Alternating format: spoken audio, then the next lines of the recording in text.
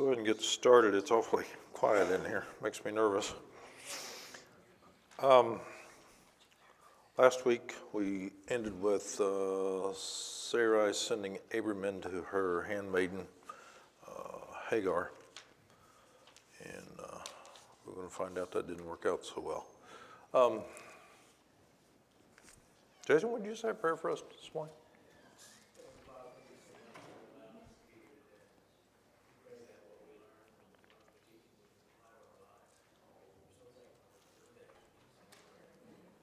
Yeah. So she sends Abram into Hagar, and they then so they would have a son through her. Then we're going to start in Genesis chapter 16. We're going to read 4 through 6. We find that after conception and an argument, Hagar is sent out by angry Sarai. Verse 4. So he went into Hagar, and she conceived, and when she saw that she had conceived, the mistress became despised in her eyes. And Sarai said to Abram, "My wrong be upon you. I gave my maiden an embrace, and when I saw that she had conceived, I became despised in her eyes, and the Lord judge between you and me." So Abram said to Sarai, "Indeed, your maid is in your hand to do with her as you please." And when Sarai dealt with her harshly, she fled from her presence. And going on from that, we find out that she is ministered to by an angel from the Lord, and she's promised a son. Verse 7, we'll read 7 through 14 in this one. Now the angel of the Lord found her by the spring of water in the wilderness, by the spring on the way to Shur. And he said to her, "Hagar, Sarah's maiden, where have you come from, and where are you going?" And she said, "I am fleeing from the presence of my mistress Sarai." And the angel of the Lord said to her, "Return to your mistress and submit yourself under her hand." Think that was an easy thing to do?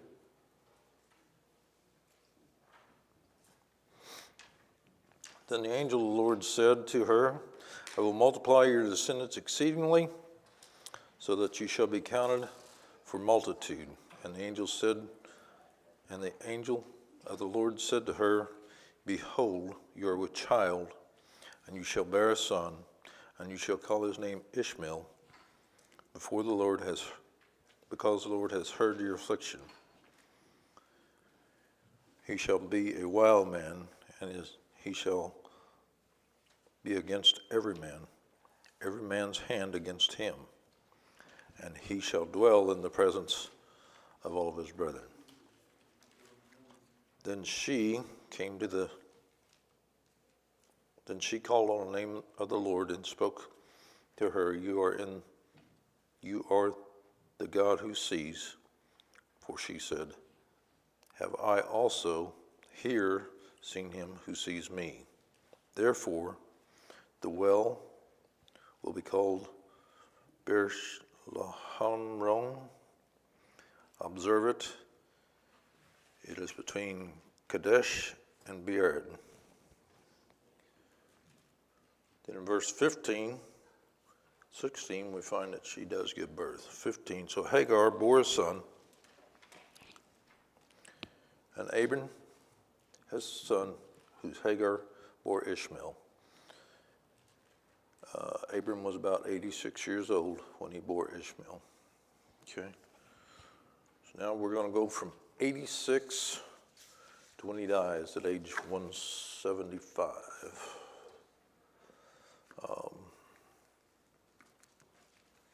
Chapter 17.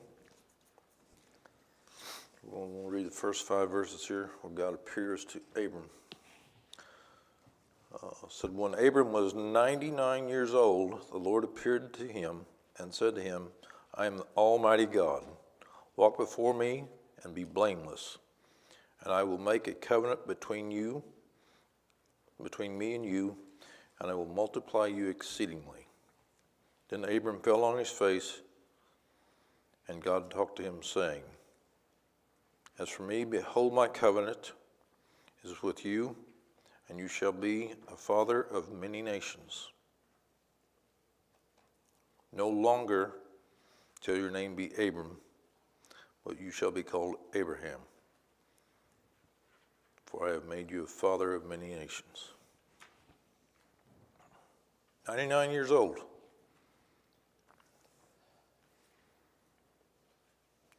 Says, I'm going to make you a father of many. So I'll make a covenant with you, and I will exceed you.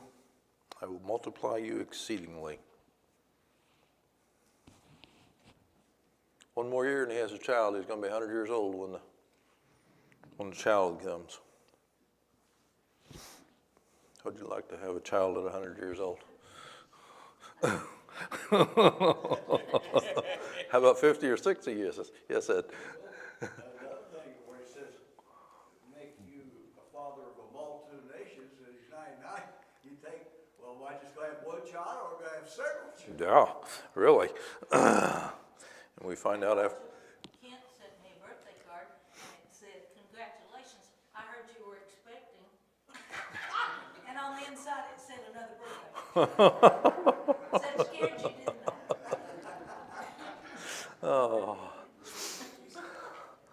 that's the only birthday gift I ever want, just to see the next one. So that was nearly 99. Yeah. Oh, goodness. Then again, that's funny. Then again, God promised Abram a seed. We're going to read 17 verses 6 through 8. Roger, Yes, sir. it seems to me that he already promised Hagar that she would be the mother of many nations, and now Abram was certainly part of that. So some of the nations that Abraham is part of would be both of those, wouldn't it? Said one. Joined Abraham. It. What is that scripture? Said one was by the. I don't remember what it was now. You know, it talks about it later on in the Bible that he is the father, one by the promise and one by the handmaiden or something like that. I'll have to look that up. Anyhow, again in verses 6 through 8 in Genesis 17, he's promised a seed. Numbers verse 6 says, I will make you exceedingly fruitful, and I will make nations of you, and kings shall come before you, and I will establish my covenant between me and you and your descendants after you and their generations, an everlasting covenant to be God to you and your descendants. Verse 8, also I will give you and your descendants after you the land which you are a stranger, the land of Canaan, an everlasting possession, and I will be their God. Let's go back to verse 7. And I will establish my covenant between me and you and your descendants after you and their generations for an everlasting covenant to be God to you and your descendants. What all does that imply?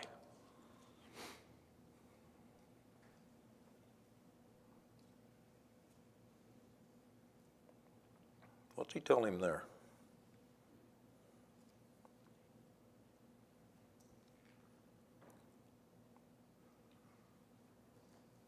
It's going to be an establishment of a covenant between Abram and his descendants.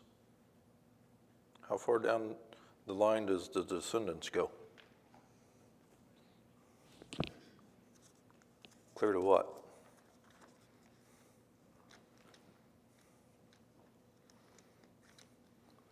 not in the everlasting. Okay. Is it not in the genealogy of Christ? Is he not in there? Matthew chapter 1, verse 2, Abraham begot Isaac, Isaac begot Jacob, and Jacob begot Judah and his brothers. So it goes to the birth of Christ, and it keeps going. According to that, it says, generations for everlasting covenant, and they will be your God and your descendants after you. You know, and the Jewish nation today goes back to this, that there has to be an Israel, there has to be a Jewish kingdom because of what they promised Abraham. But They don't the rec- problem is, the Jewish nation didn't follow what they were supposed to be, that they removed them from what they were supposed to be. Do they even recognize Christ as being the king that came? Mm-hmm. Yep. Which shows their requirement in all this. Follow my commandments. And Abraham was willing to do that from the get-go. Yeah. And the only way we can have the establishment of what Abraham had is to follow his commandments. Follow his commandments. John 14:15. Jesus says, if you love me, keep my commandments. Yep. Like we talked about last week, God telling him to move away and pack up everything. How many of us would do that? I mean, we're established. Evidently he was in good standing with everyone. Evidently he was rich, and he had a lot of livestock, and he had a lot of possessions. And you can't call the pods and have them loaded up and send it. You got to have all your people to do that. Then we found out that he had quite a few servants. We found out that he had servants that was trained in war, because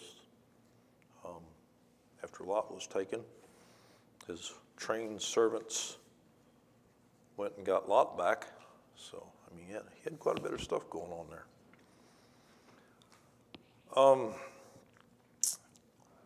Let's go to verse 19. It says, God institutes a ceremony of circumcision. And God said to Abraham, as for you, you shall keep my covenant and your descendants after you throughout your generations. This is my covenant, which you shall keep between me and you and your descendants after you. Every male child among you shall be circumcised. And you shall be circumcised in the flesh of your foreskin, and it shall be a sign of the covenant between me and you. He is 8 days old among you. He who is 8 days among you shall be circumcised, every male child in your generation. He who is born in your house and bought with money from any foreigner who is not your descendant. He who is born in your house and who is bought with money shall be circumcised. My covenant shall be in flesh for you, the everlasting covenant. And the uncircumcised male, who is not circumcised in the flesh of his foreskin, that person shall be cut off from his people. He has broken my covenant. Why do they wait 8 days? 8 days. There's something in the blood after 8 days that allows it to clot.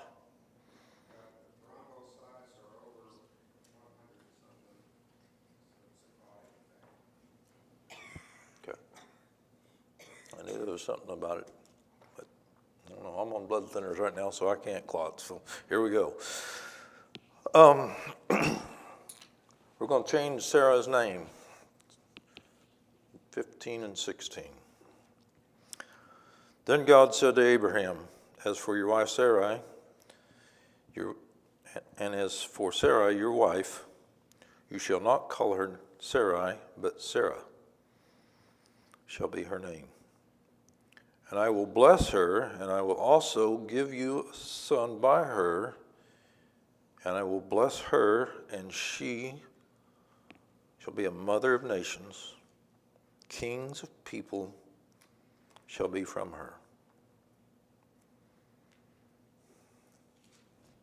So Sarah's probably, what? He was 99. She's, what, 97? Was she 2 years old, younger than him? 10 years younger than him? Okay, so she's 89. Hoo-wee, hold on, here we go. Okay, God promises to bless Ishmael and reassures Abraham and Sarah. All the males in the camp need to be circumcised. Pardon me? I said Sarah's 90 years old. Sarah's 90 years old at this point? Okay.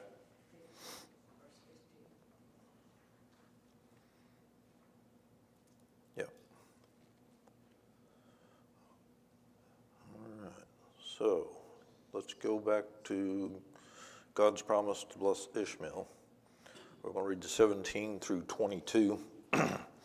Then Abraham fell on his face and laughed, and said in his heart, shall a child be born to a man who is 100 years old, and shall Sarah, who is 99 or 90 years old, bear a child?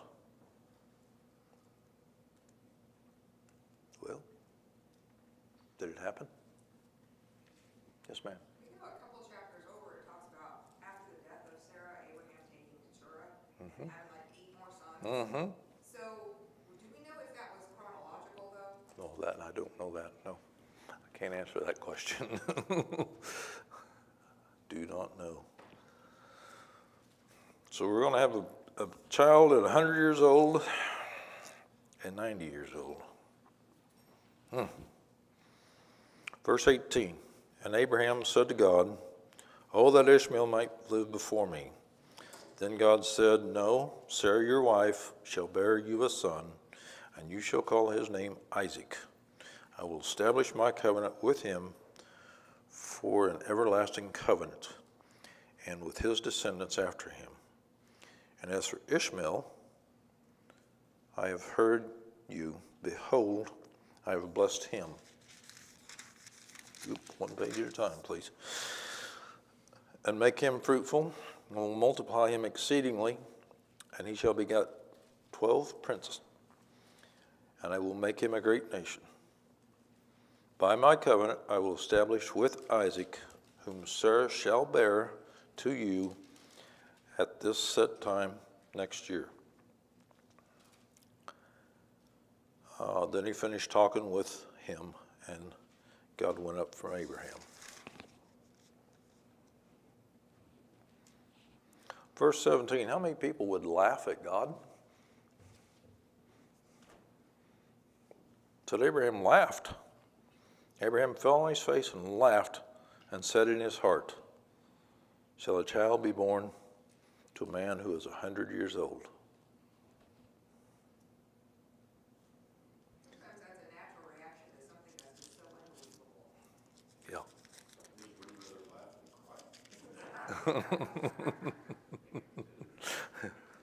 But he wasn't laughing when the kid was born. What do you want to bet?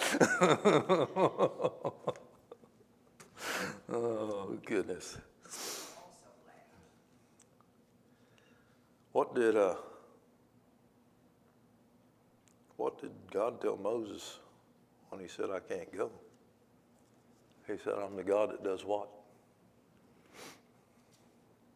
Remember?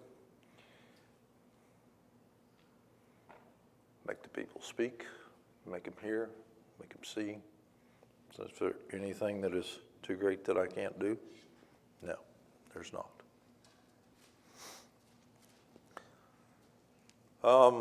Abraham circumcises himself and all the males in his camp. We'll go 23 through 27. So Abraham took Ishmael his son, and all who were born in his house, and all who were brought with money, even every male among Abraham's house and circumcised the flesh of the foreskin that very same day, as God had said to do. Abraham was 99 years old when he was circumcised in the flesh of the foreskin, and Ishmael his son was 13 years old when he was circumcised in the flesh of the foreskin. The very same day Abraham was circumcised, and his son Ishmael, and all the males of the house, born in the house or bought with money from a foreigner, were circumcised with him. So what did Abraham do right there?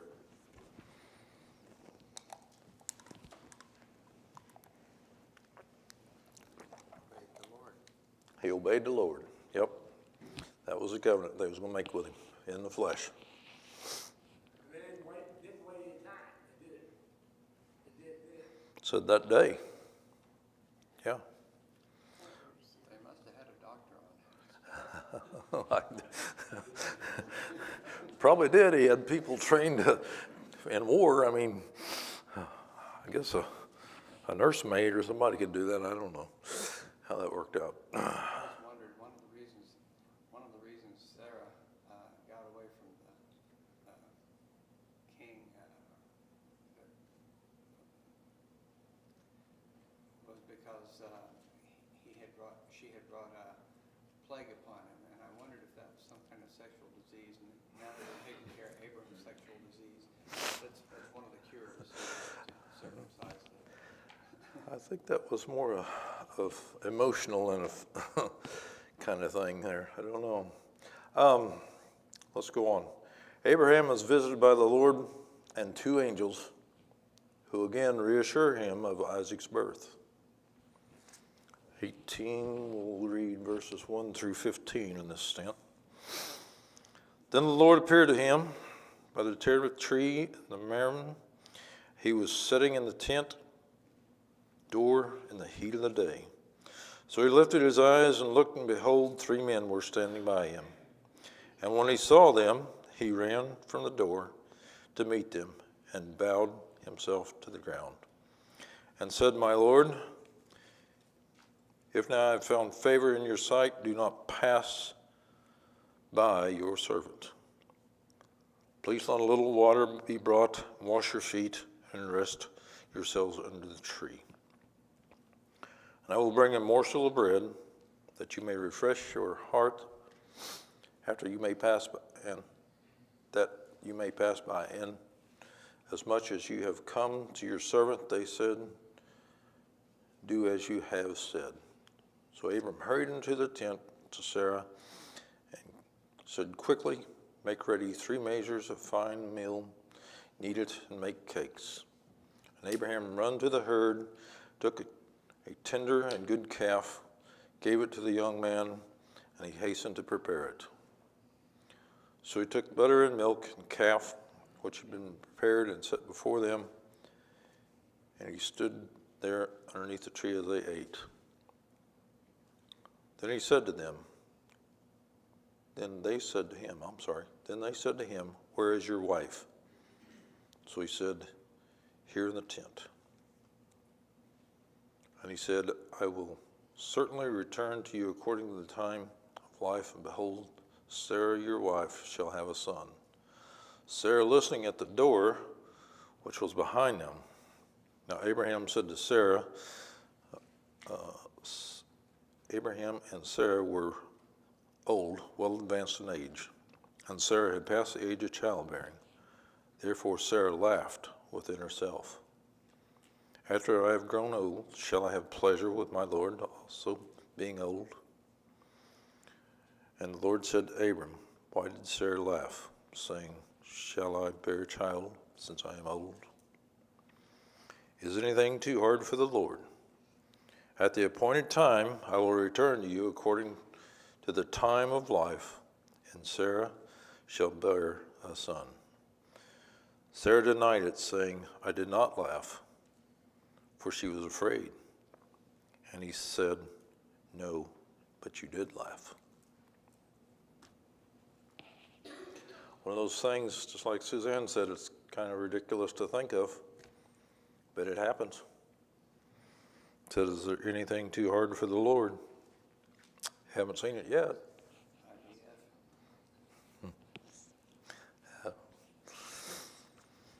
Okay, we're going to go to verses 16 through 22, where God tells him that Sodom will soon be destroyed. So then the men arose from there and looked toward Sodom, and Abraham went with them to send them on the way. And the Lord said, shall I hide from Abraham what I am doing? Since Abraham surely become a great and mighty nation, and all the nations of the earth shall be blessed in him. For I have known him in order that I may command his children and the household after him, that they keep the way of the Lord and do righteous and justice, that the Lord may bring Abraham what he has spoken to him. And the Lord said, because the outcry of Sodom and Gomorrah is great, and because their sin is grave, I will go down and see whether they have done altogether according to the outcry against it. It has come to me, and if not, I will know. Verse 22, then the men turned away from there and went towards Sodom, and Abraham stood before the Lord.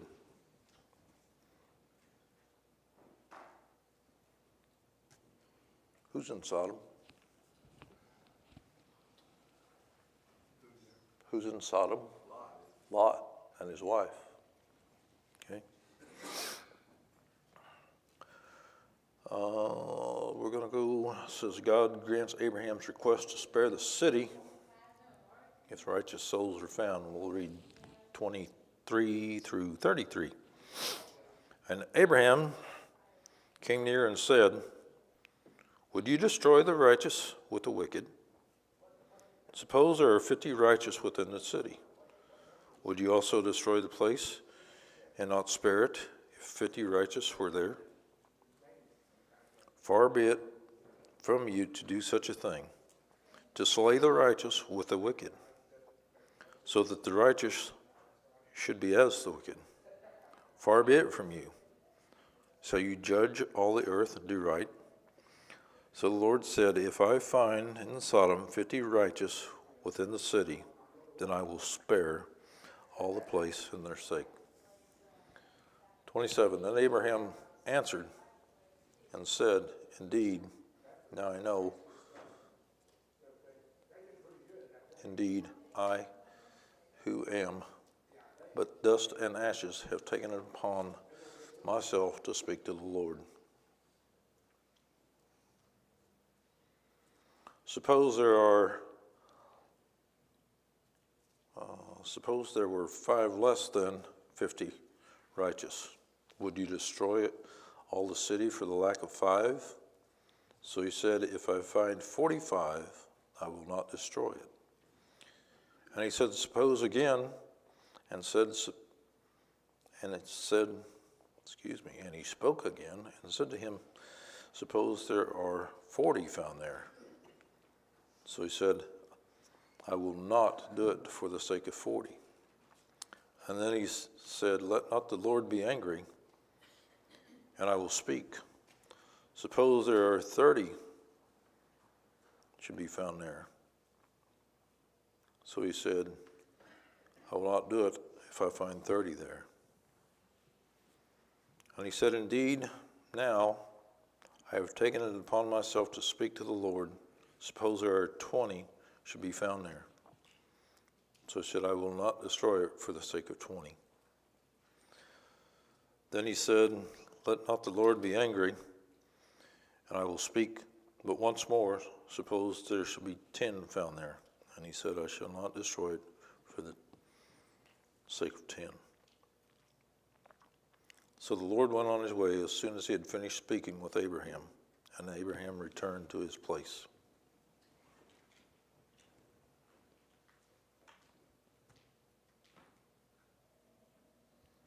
Who else talk to God like that? Anybody? Moses did it one time. Sure did.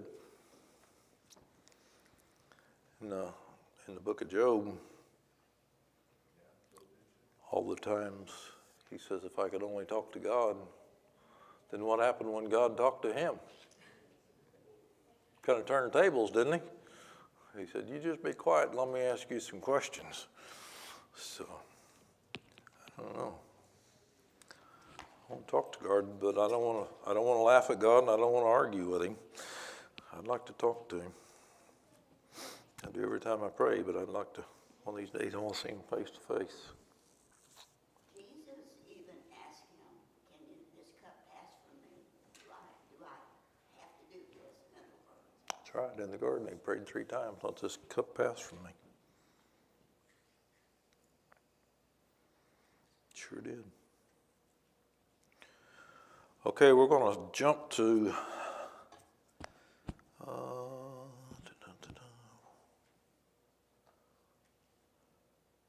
Abraham later views the smoke of the burning city. And we know what happens there. He destroys the city because why? Wickedness.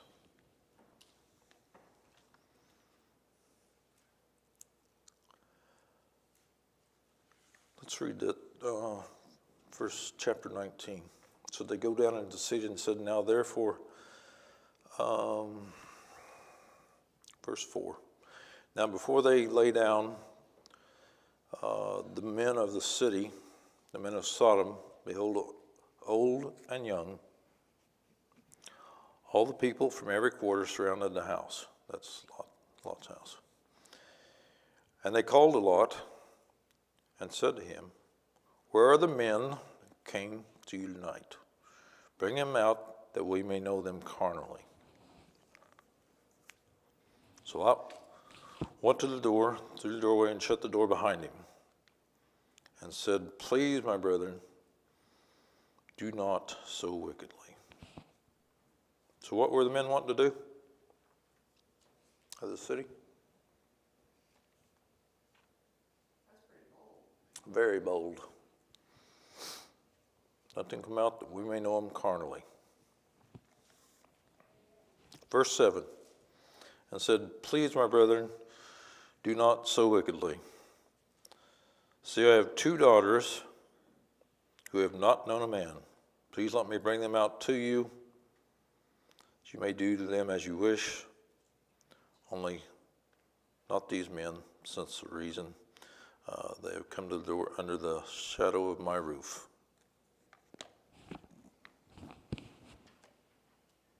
What's Lot going to do there?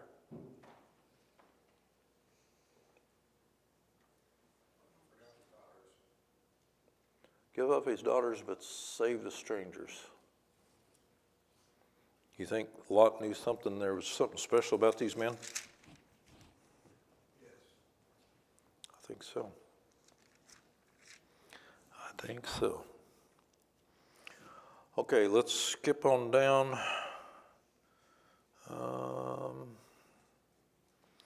Verse 9. And they said to him, stand back. And they said, this one came in the door and stay here, and he keeps acting as a judge. Now we will deal with him, and we will deal worse with them, and you will deal with him. So he pressed hard against the man Lot and came near to breaking down the door. And the men reached out their hand and pulled Lot into the house with them and shut the door. And they struck the men who were at the doorway of the house with blindness, both small and great, so that they became very weary trying to find a door. Who else was struck with blindness that was doing things against God's will? Paul, Acts chapter 9. Sure was. So, okay. We're going to go on down. We're going to skip through down to verse 27. 7, looks like. No, we're not. So sorry.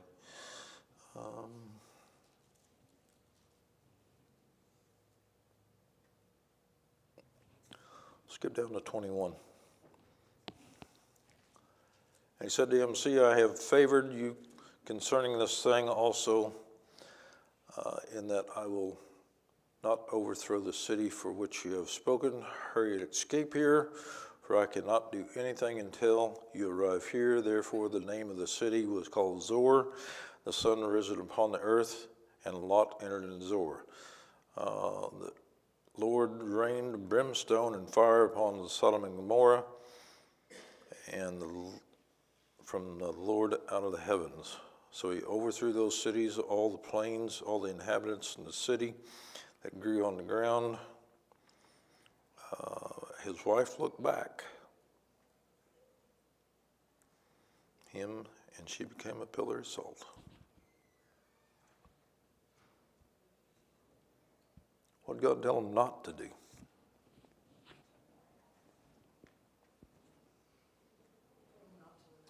Not to look back.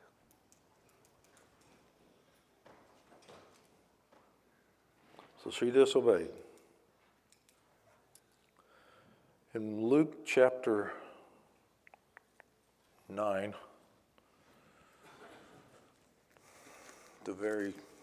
towards the end of it,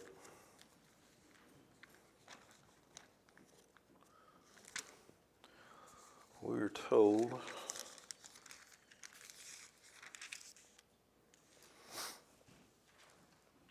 the cost of being a disciple. One to follow God, one to obey His will, one to do things that God tells you to do. Picking up in chapter 9, verse 58, and Jesus said to him, Foxes have holes and birds of the air have nests, but the Son of Man has nowhere to lay his head. Then he said to another one, Follow me. But he said, Lord, let me first go and bury my father. And Jesus said to him, Let the dead bury their own dead, but you go and preach the kingdom of God. Verse 61, and another one also said, Lord, I will follow you, but first let me go and bid farewell to all those in my house. Jesus said to him, Let no one, having put his hands to the plow and looking back, is fit for the kingdom of God. Don't look back. Look forward to the things that God's going to give us, promises.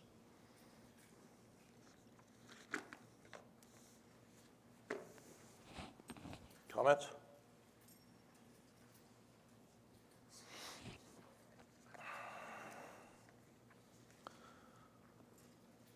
Okay, so back in let's go to Genesis chapter 20. He moves to Philistia, and once he's done in Egypt and lies about, guess who? His wife again. And Abram journeyed from there to the south and dwelt in Kadesh and Shur and stayed in Gerar. Now, Abram said to his wife, She is my sister. And Abimelech, king of Gerar, sent and took Sarah.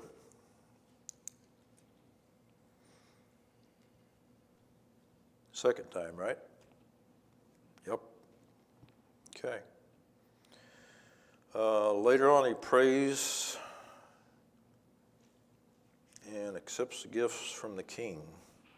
That's a pretty lengthy thing. We're going to start. I don't know if we'll get through all of it or not, but anyhow. Start in verse 3 and we'll go to 18. But God came to Abimelech and said in a dream by night and said to him, Indeed, you are a dead man because of the woman whom you have taken, for she is a man's wife. But Abimelech had not come near her, and he said, Lord, will you slay a righteous nation also? Do you not say to me, she is my sister? Even when she herself said, he is my brother. In the integrity of my heart and the innocence of my hands, I have done this. We'll find out in verse 12 that they're stepbrother and sister. And then God said to him in a dream, yes, I know that you have done this in the integrity of your heart, for I also withheld you from sinning against me. Therefore, I did not let you touch her. Now, therefore, restore the man's wife, for he is a prophet, and he will pray for you, and you shall live. But if you do not restore her, or know her, that you surely die, and you and all who are yours. Abimelech arose early in the morning, called his servants, and told these things in their hearing, and the men were very much afraid. Abimelech said, Abraham, and said, why have you done this thing to us? Have I offended you, that you have brought on me and my kingdom a great sin? You done deeds to me that ought not to have been done. Abimelech said to Abraham, when did you have this view? And what did you have in view that you have done this thing? And Abraham said, because I thought surely the fear of God is not in this place, and they will kill me on account of my wife. But indeed, she is truly my sister. She is the daughter of my father, but not of daughter of my mother, and she became my wife. And it came to pass, when God caused me to wander from my father's house, I said to her, this is kindness that you should do to me every place wherever we go. Say of me, he is my brother. How far do I need to go here? Verse 18. Okay.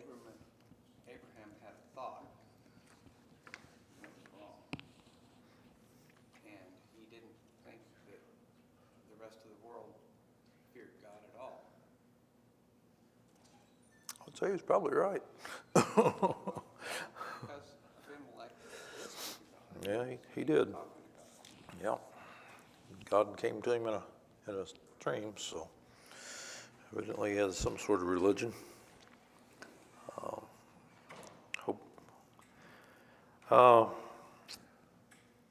Verse 14. Then Abimelech took sheep, oxen, male and female servants, and gave them to Abraham, and restored Sarah, his wife, to him. And Abimelech said, see, my land is before you, dwell where it pleases you. And he said to Sarah, behold, I have given your brother 1,000 pieces of silver. Indeed, this vindicates you before all who are with you, and before all who are with you and before everybody. Thus she was rebuked. So Abraham prayed to God, and God healed Abimelech, his wife, his female servants, and then they bore children. For God had closed up all the wombs of the house of Abimelech because of Sarah, Abraham's wife.